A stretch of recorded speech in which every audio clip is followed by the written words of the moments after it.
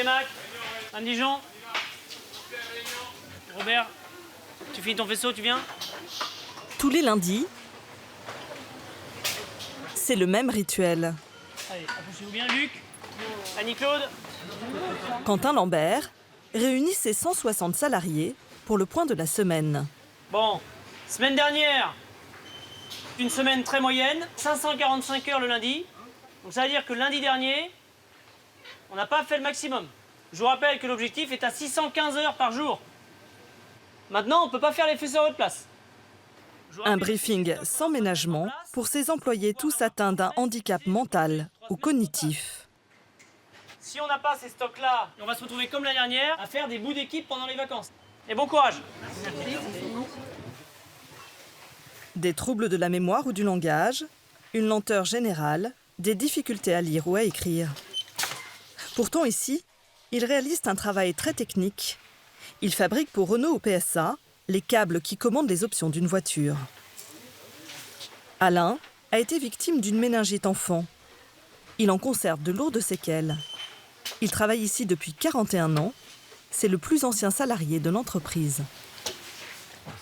Ça me plaît. Mettre les fils, la feutrine, tout ça. J'en fais pas beaucoup parce que je tremble un peu. Jeudi, j'en ai fait 42. C'est bien pour vous, 42 ? Je voudrais bien en faire plus. Chaque salarié a son propre objectif de rendement. Ce travail peut sembler répétitif et fastidieux, mais il développe leurs neurones et leur permet de progresser. Bonjour Alain. Bonjour Quentin. Bonjour Jocelyn. Ça va? Là, on vise combien aujourd'hui? Je vais faire 60. 60, ouais, ça serait pas mal. Ouais. Tu vois, tu serais au double quasiment d'hier. Et Alain, c'est quelqu'un qui, malgré son handicap, sait faire des postes comme là où il faut beaucoup de minutie. Mais il sait faire des postes aussi. J'étais en POT9 aussi. Voilà, POT9 qui est un des postes les plus gros de l'usine. Où là, c'est d'autres gestes techniques. Et il n'est pas mauvais là-dedans. Après, c'est pas un très rapide. Les gestes sont saccadés, beaucoup de gestes parasites. C'est quoi les gestes parasites, Quentin? Ton geste parasite, par exemple, c'est comme tu trembles un petit peu, tu mets du temps à trouver la bonne connexion. Alors si tu avais plus confiance en toi et que tu tremblais un petit peu moins, tac, tu ferais moins de gestes parasites. Tu vois ce que je veux dire? Des montages plus ou moins complexes en fonction des capacités de chacun.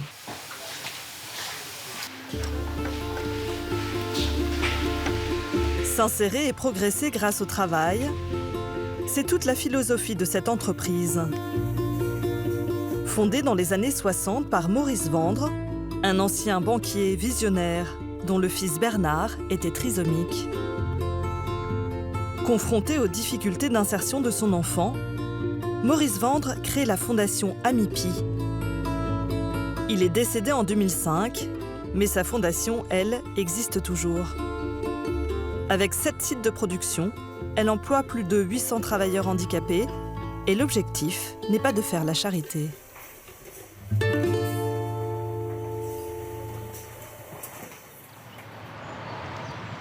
L'usine ouvre officiellement ses portes à 8 h, mais dès 7 h du matin, la moitié des salariés est déjà là.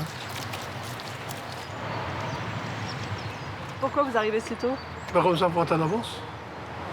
Il est que 7 h. Mais c'est pas grave. Pour 1 350 € net par mois, 12% de plus que le SMIC, tous travaillent à plein temps, sous la direction de Quentin. Salut, tu mets en 204? Allez, Adèle, ça va être bon maintenant? Adèle, il y en a un? Quentin, 32 ans, ne connaissait rien au monde du handicap. C'est sa passion pour l'industrie automobile qui l'a conduit ici. Avec Sophie? Hein, impeccable. Là, on fait comme hier, on a bien tourné hier, donc on continue pareil. Oui. Mathieu, t'hésites pas à accélérer, hein? Merci. Donc là, Frédéric, on finit absolument le carton. L'atelier produit un tiers de moins qu'une entreprise classique qui utiliserait le même nombre d'employés. Pour équilibrer ses comptes, l'usine bénéficie des aides de l'État, 12 000 € par an et par salarié handicapé. Le démarrage, par contre, c'est le moment le plus chaud de la journée. Puisqu'en fait, là, on lance les gens, on place les gens, et c'est en fonction du placement des gens qu'on va savoir le résultat de la journée. Donc là, il est 8h04, dès 8h20, 8h15, on sait les absents, on sait comment les lignes vont démarrer et on sait où est-ce qu'on aura des trous dans la journée. Donc on doit faire à peu près, sur l'ensemble des lignes, là, à peu près 6000 faisceaux par jour. Et on va savoir si on va réussir ou pas. L'entreprise doit faire face à un absentéisme plus important que dans une société classique. 10% au lieu de 2 en moyenne. Il faut aussi gérer les troubles de ses salariés particuliers. Quentin jongle entre le poste de manager et celui d'assistant social. Dans son bureau, Marion, 21 ans. Cette jeune fille n'a jamais pu achever sa scolarité à cause de sa lenteur. Ce matin, elle est au bord de l'évanouissement. Vélo? C'est monsieur Lambert, le directeur, là. Oui, donc Marion vient de faire un petit malaise. Donc il faudra venir la chercher au travail. Tiens, donc elle arrive, ta maman. Mais ce qui est important, c'est vraiment que tu manges le matin. Hein. Hyper important. Hein.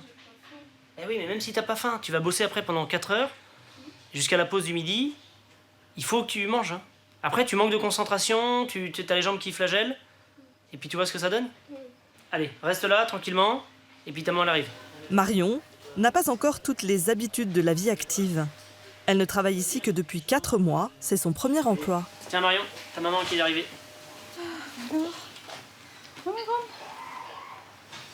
Ça devrait aller après. Oui. Non, je suis juste, il nous appelait cet après-midi. Si vraiment vous sentez qu'elle est pas bien, bah, prends quelques bon. jours. Hein. Ouais, c'est pourtant ça allait ce matin. Ah, elle est stressée. Ah oui? Ouais. Parce que quoi, elle se met la pression sur quoi? Quand Je sais c'était pas, à faire, je sais pas, des fois elle a peur. Toujours été comme ça. Hein. Ah oui? Ouais. Même à l'école, c'est... Ah oui, toute petite, d'être petite. Hein. Un directeur aux petits soins et des parents protecteurs qui ne sont jamais très loin. Ça se bosse, ça se bosse. Marion, récupère bien? Oui, oui, ça va aller. Mme Jolivet, merci de vous être déplacée. De rien. Bonne journée. Eh ben, vous aussi. Au revoir, monsieur, dame. Allez, au revoir. Alain, le plus ancien salarié, est aussi un des plus assidus. En 41 ans de maison, il n'a pratiquement jamais manqué une journée de travail. Il a vécu chez ses parents jusqu'à leur mort. Il avait 38 ans. Vous partez dans combien de temps? Dans 6 minutes. 2 salariés sur 10 de l'AMIPI sont sous tutelle. Ce n'est pas le cas d'Alain. Chaque soir à 17h, il rentre chez lui. Grâce à son salaire, il a pu acheter son appartement il y a 5 ans dans ce quartier résidentiel. Alain, 59 ans, a une vie millimétrée. Sa routine quotidienne est essentielle. C'est ce qui lui permet d'être autonome. Je vais me mettre en chaussons. Alain n'a pas eu la chance de fonder un foyer. À 2 ans de la retraite, c'est son plus grand regret. Vous n'auriez pas aimé une autre vie? Si j'avais eu une femme, ça aurait peut-être été aussi.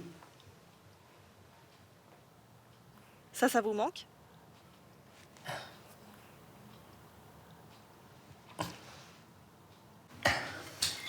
Alain a toujours vécu au Mans, entouré de ses 5 frères et sœurs, qu'il voit encore de temps à autre.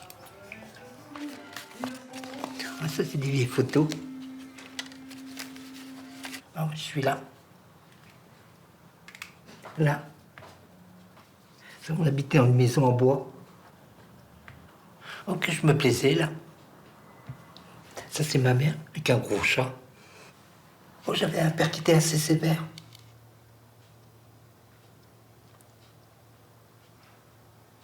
Mais autrement, ça allait. Une vie de solitude que l'entreprise permet de combler.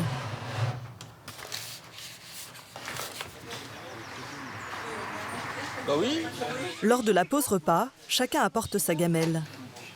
Un des rares moments de partage pour ces hommes et femmes qui vivent souvent isolés. C'est parce qu'on avait de l'avance. Nelly, la doyenne de la table, souffre de problèmes d'apprentissage. Ça me tire vers le bas plutôt que vers le haut, puis que j'ai l'impression Elle veille sur chacun. de piétiner un peu. Là. Alors, on s'entend bien entre nous. Hein. Des fois, on s'engueule, des fois. Oh, ça peut arriver, mais bon, on est assez solidaires, quoi. Pour certains, c'est plus difficile quand ils ont un plus grand handicap, donc c'est plus difficile pour eux. Oui, il y a des fois, il y en a qui nous disent, nous, on ne sait pas pourquoi on est là, on n'a rien à faire là, on n'est pas handicapé. Mais nous, on leur dit, si vous êtes là, c'est que vous avez quelque chose quand même. Mais bon, ils ont du mal à le comprendre, ça. Après 1 heure de pause déjeuner, reprise du travail. Madame Piccolo, s'il vous plaît. À votre poste, vous avez des faisceaux à faire. Estelle Bardet. Va falloir que tu accélères et Valentin, pareil. Philippe, tu contrôles bien la qualité des faisceaux que tu récupères.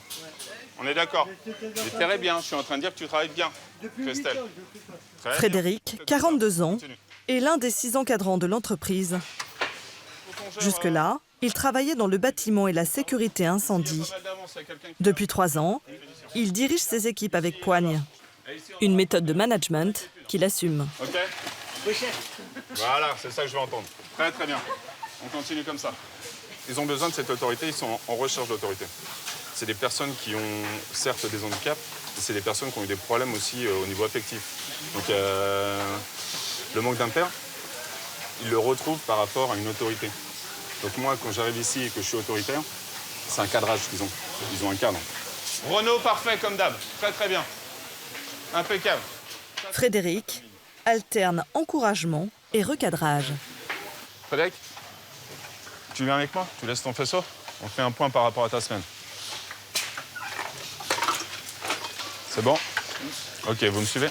Tous les vendredis, il convoque les mauvais élèves pour une mise au point musclée. Frédéric rencontre des problèmes de concentration. Asseyez-vous, Frédéric.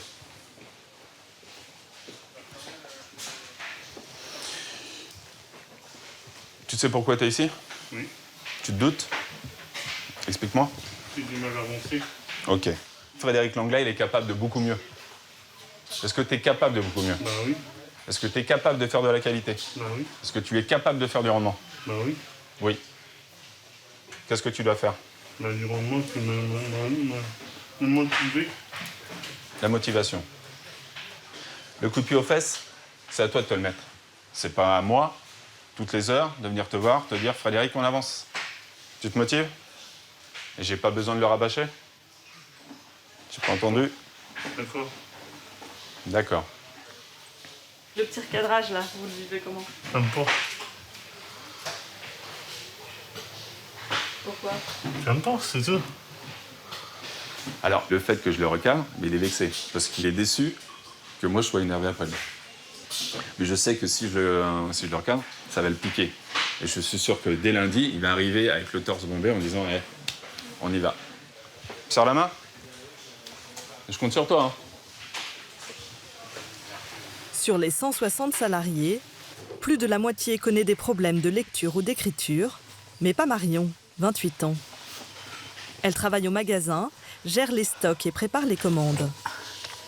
Après un bac pro et 6 ans de stage non rémunéré, Marion a enfin décroché un CDI, ici, il y a 1 an. Ça me permet enfin de me sentir utile. Parce qu'avant, je faisais les trucs, mais j'ai l'impression d'être un pion, quoi. De venir bosser, mais en échange, ouais, c'était vraiment un pion, quoi. D'avoir rien en échange. Des fois, c'était limite avoir un bonjour. Donc, on est vraiment senti. Enfin, moi, en tout cas, je me suis ressentie vraiment. Je n'allais pas dire nulle, mais voilà, vraiment pas utile, quoi. Marion n'a parlé qu'à 4 ans et demi. Elle a eu de grandes difficultés à l'école pour apprendre à lire et à écrire. Ses parents, tous deux instituteurs, l'ont portée à bout de bras. À 28 ans, Marion vit encore chez eux, à quelques kilomètres du Mans. Maman ? Bonjour. Oh bah oui, une journée un peu speed ce matin, mais un peu plus calme cet après-midi. Ça a été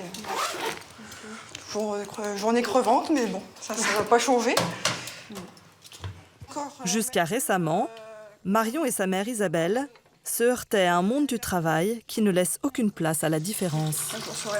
C'est un véritable parcours du combattant, aussi bien pour les parents que pour Marion elle-même, quoi. Je veux dire, moi j'ai fait des pieds et des mains en poussant Marion à aller jusqu'au bac pro en se disant elle aura une chance d'être prise par une entreprise grâce à ça.